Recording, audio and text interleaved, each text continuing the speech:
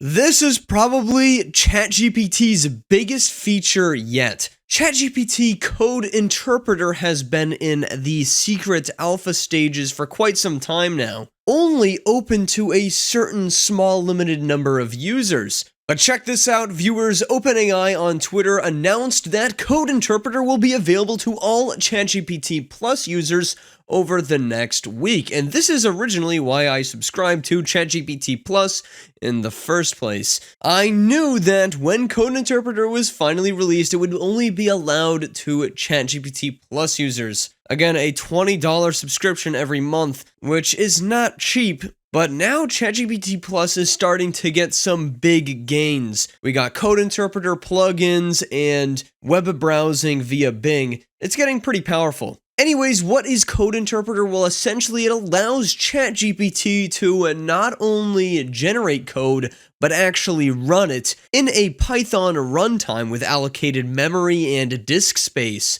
Essentially, ChatGPT gets its own little computer to work with some files. So yes, you can upload pretty much any type of file into this thing. And it can analyze data, create charts, edit files, perform math. Super simple example that they provide here is just creating a QR code for OpenAI.com and then displaying it. Very, very simple tasks that can be completed with Python. Diving into this just a little bit deeper, a working Python interpreter in a sandboxed firewalled execution environment along with some ephemeral disk space. Code run by our interpreter plugin is evaluated in a persistent session that is alive for the duration of a chat conversation, which means that eventually your runtimes here will time out. It's not like it just lets this little computer run in the background forever. That would be ridiculous. And subsequent calls can build on top of one another, which is really cool. So yeah, they have a quick little demo here of this thing doing some math. As you can see, it uses Python to solve math. The math stuff is not that impressive because of the Wolfram Alpha plugin that we've already had for quite some time with ChatGPT plugins. Essentially accomplishes the same thing. I would use the Wolfram Alpha plugin over Code Interpreter just for math. The other stuff that Code Interpreter can accomplish is so much cooler. Do things like the data analysis and visualization, converting files between formats, and pretty much any,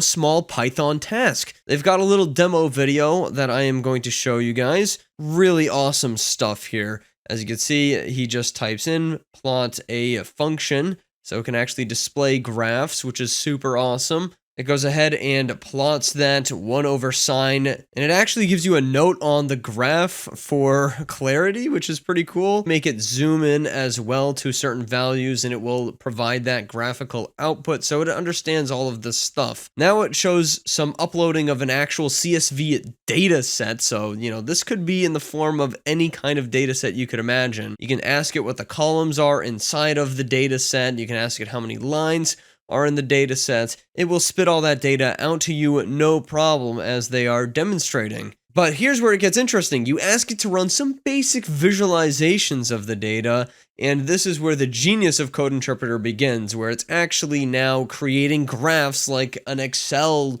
program and doing it all automatically in the matter of seconds. You can now actually ask it for an analysis on said data, which is mind-boggling at this point. You can have it exclude a certain year out of the dataset and then ask it a pretty advanced data analysis question. Find a quantity that is most positively correlated with time. It goes ahead and generates that analysis for you. And then furthermore, it plots it as well on a graph. And it looks pretty good, like it plots it all well as you would expect. And what I was thinking about doing was having this thing come up with its own hypotheses for different data sets and actually running through the analyses and developing those itself. How automated can we make Code Interpreter with ChatGPT 4? And they also show off some very basic image editing where you upload an image. Now, when they upload this image in the demo here, GPT-4 was actually able to analyze it. In my experience with current Code Interpreter, it cannot analyze images yet, which is something we were really hoping for. But a certain small percentage of Bing Chat AI users have been getting access to image uploading inside of Bing with this functionality. Anyways, you can take a uploaded image and ask it to make it 4 times smaller, for example, and it can use Python to compress that image down. You can make it into grayscale if you want. So it's got some basic image editing capabilities in there. You can tint it a little bit light green there, and it goes ahead and edits that logo up for you. Pretty cool stuff. You can actually use OpenCV now to select only the foreground of the image, but imagine this functionality attached to something like Photoshop, which I'm sure they're working on in the background. This is where we get into those AGIs, the AIs that have control over more than just text. So viewers, as I hinted at earlier, I actually got access to Code Interpreter. Over the next week, everybody is going to have access to this thing, and I can't wait to see what people are doing with it. If you do have access, make sure that you drop in your favorite examples to my Discord server that's linked down in the description below. So here we are in ChatGPT, viewers. Again, you're going to have to be subscribed to ChatGPT Plus to get access. How we discover if we have access is by going down to our account, clicking on settings, going down to beta features, and enabling Code Interpreter. It'll be a little slider right here. And once we have that, we can go over to GPT-4, click on that, and there is Code Interpreter in beta. You can go ahead and click on it, and this is where we will be able to use it. As you can see, there's a little file upload button, or you could just drag and drop files right in here. And yeah, this thing comes with its own little computer Python runtime that it can work with. First thing I tried was uploading a JPEG file and converting it to PNG, a very simple task. And it did that right away with no issue at all. You can see it literally just runs some Python, loads the JPEG image, and saves it as PNG. As you can see, it has its own little output path and file storage, which is really awesome. And you can literally just click this download link button to download the image. And if I click this, it obviously gives me an error because, again, that runtime timed out. All of that data got deleted, because OpenAI can't just be hosting this stuff forever. Next thing I tried was some data analysis. This was a little bit more advanced. I uploaded a .csv, which essentially is just a data set. This is a very large data set too. This is electric vehicle population. I said create 3 hypotheses based on the data and create graphs to attempt to prove them. Answer in the form of a multiple page PDF. Says, all right, let's take a look at the data in the provided CSV file to identify the potential hypotheses. We'll load and examine the data, then propose 3 hypotheses and create the graphs to attempt to support and refute them. We'll compile all the filings into a multiple page PDF. This is pretty advanced, viewers. There's a lot of steps in here. So I sent it the data. It loaded some of the data in here to try to understand it. It says the data appears to contain information about electric vehicles, including details like the VIN, country, city, state, postal code, model year, make, EV type, alternative fuel eligibility, and all these other things. So this is a big fat data set. This is not a little baby data set. So it says, based on this, there are 3 hypotheses we can explore. So some very basic hypotheses, nothing too crazy. I could have asked it maybe for some more wild ones, but it gave us some basic ones. And it says now, let's create some graphs to provide evidence or against these hypotheses. We'll also clean up the data as necessary for our analyses. Pretty smart stuff. So here are the different graphs. We've got the growing adoption of vehicles. So with this helpful graph, we can see very simply that there was a peak for electric vehicle adoption sometime in between 2015 and 2020. And you can see with COVID, there seems to be a massive drop-off in electric vehicle adoption. And as you can see, it listed the top 10 counties with the highest number of electric vehicles, King being absolutely the highest, with an astounding rate of almost 40,000 electric vehicles. We can see the average range of vehicles over the year as well, with a huge spike in 2010 due to a certain vehicle being released, and then the gradual increase over the years with a massive spike at 2020 and then a huge drop off. And then you can see the graphs support all 3 hypotheses. And finally, it compiles these findings into a multiple page PDF document you can actually download. It did a pretty good job with the formatting. We got hypothesis 1 here displayed accurately with the graph. Hypothesis 2, it's a little bit cut off, but still looking pretty good. And then hypothesis 3. So honestly, I'm pretty impressed with this very simple data analysis and PDF. Imagine people that know nothing about data analysis using it for their small business or something like that. You could have a little AI sidekick helping you out, looking at your numbers, making sure everything is moving smoothly, or even suggesting improvements. I then tried the image description, seeing if we had that ability with Code Interpreter, but it just says that it can't do it. I actually tried to get it to use a pre-trained model in Python to describe the image. It just could not do that. And it also had some weird moment where it thought it was based on GPT-3. So next, I uploaded some more data, and I said create an animated GIF that depicts the data change over time in the form of circles growing and shrinking in size.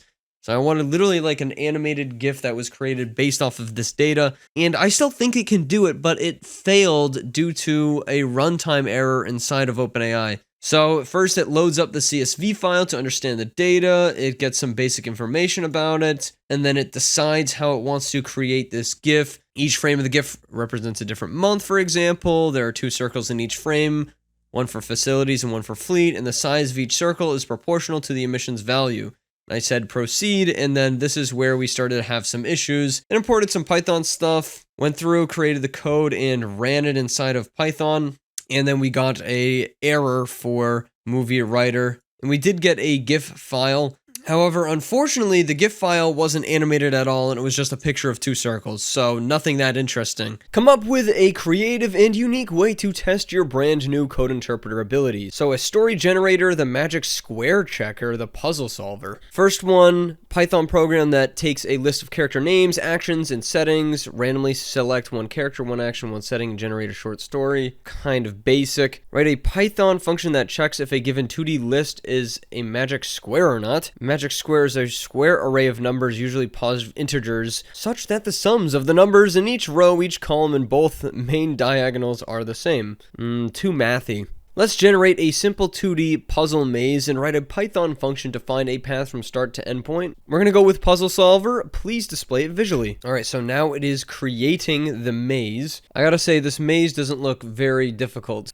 Oh, we got an error. This is literally like a coding error. Okay, this is really cool. So with that error, it is now evaluating what happened with the error and then going ahead and fixing it by providing a solution to the problem and recoding it. Pretty cool. That's like self-aware stuff. I like that. All right, now it's going to try to solve the maze by creating some code. Here we go. So it did create some working code to figure out, how to solve this maze. But what's really funny here is that it actually had no path found because the maze that it generated is incomplete. It can't be completed, apparently. Yes, you can see right here, the maze can't be completed. Man, this is getting really interesting. Wait, what? My initial assumption about the maze structure was incorrect. The maze does have a valid path from start point to end point. However, the depth first search algorithm was prematurely terminated when it found a valid path to the endpoint inside the loop that iterates over the directions. That is a very complicated sentence. The break statement only broke the inner loop while the outer loop, the one that goes over the stack, obviously, continued to run, causing it to overwrite the valid solution with an empty one from the next iteration. Let's modify our approach to fix this issue. Oh my god, it's going through everything. It did visualize the maze, though, quite well here by plotting it with a graph. My apologies for the confusion. It seems that the code is getting stuck in an infinite loop. Oh my god, and then it goes another one? My sincere apologies for the confusion. It seems there's still an issue with the algorithm. Oh my god, it's going through it again. It keeps reiterating and trying to bug fix its own search algorithm here. This is such a long generation, viewers. Look how long it is generating the maze and the search algorithm and everything, trying to work through the fixes, displaying the graphs. Despite the changes, the code is not able to find the correct path from start to end of the maze. Okay, and it ran out of generation, obviously, because this response that it generated was absolutely massive. So it wants to try a different algorithm right now. If we look at the maze, though, viewers, I don't know about you, but this does not look like you can solve it. Like, how are you supposed to get from this point to this point? Like, that seems like a clear error, and maybe that's why the algorithm is doing the thing that it's doing? Either way, this is still impressive, watching it try to debug itself, trying to evaluate the own errors that are happening and popping up in the code. Like, that's impressive stuff, man.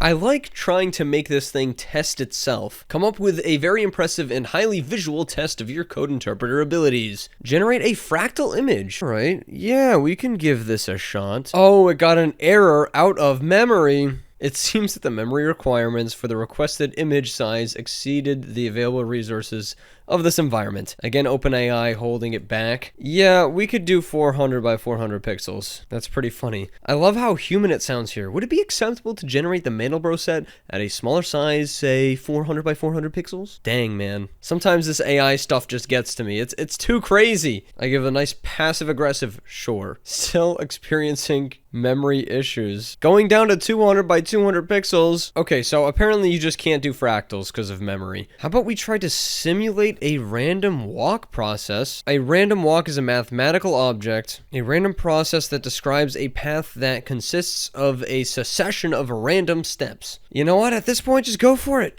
Oh, there's our random walk plotted. Here we have a 2D random walk visualized. The X and Y coordinates represent the position of the walker at each step, and the plot shows the path that the walker has taken. Simple yet powerful demonstration of randomness and stochastic processes, fundamental concepts in many areas of computer science and mathematics. Wow. I want to see this animated over time. I can help you write Python code to generate an animation of the random walk, which you can run in your own local Python environment. Again, OpenAI holding us back. Limited text-based environment. I thought this thing could make GIFs. Oh, okay. Again, it can make the GIF, but it can't run it directly here due to the environment constraints. Well, I am still pretty satisfied with this graph it generated here. This is pretty cool. What do you think about Code Interpreter, viewers? Overall, this is very impressive stuff. I really would like to see what these OpenAI models could do with a fully unleashed, fully capable version of Python at its disposal instead of blocking things out. Like, imagine if we had internet access plus this. I mean, the possibilities could be endless. And imagine if GPT-4 was at its larger 32K interpretation model where it can take in a lot more text and generate a lot more text. OpenAI is holding back on their models a little bit. They really want to be safe about this stuff, but sometimes I feel like they take it just a little bit too far. I want access to some real cool stuff. Still though, I really like Code Interpreter. Its abilities are pretty awesome, and I can't wait to see what unique and fun things people come up with. Like I said earlier, you come up with anything, you find anything, send it to my Discord server. We want to see it. Thanks for tuning in, and I will see you guys in the next one.